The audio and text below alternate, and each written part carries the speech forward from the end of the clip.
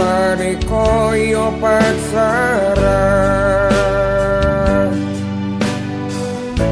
nganti lali mung kekancan.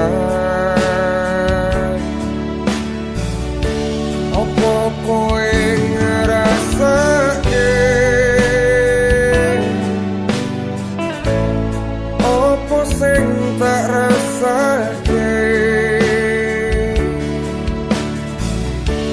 Jujur nyaman hubungan koyo ngene, durung siap dinggo kelangan kowe.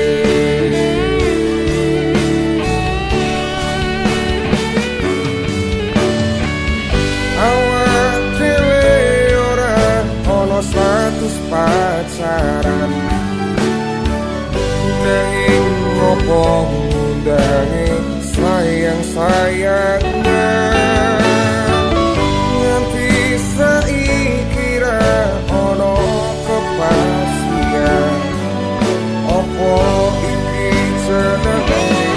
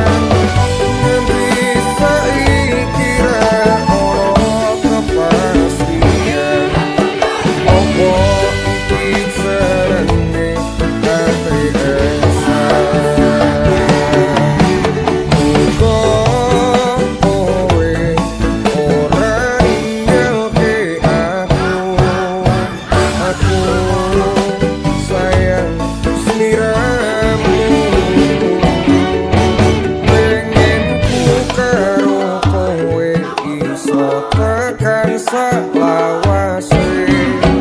Ning kene aku tetep karo kowe, ning kene aku tetep karo kowe.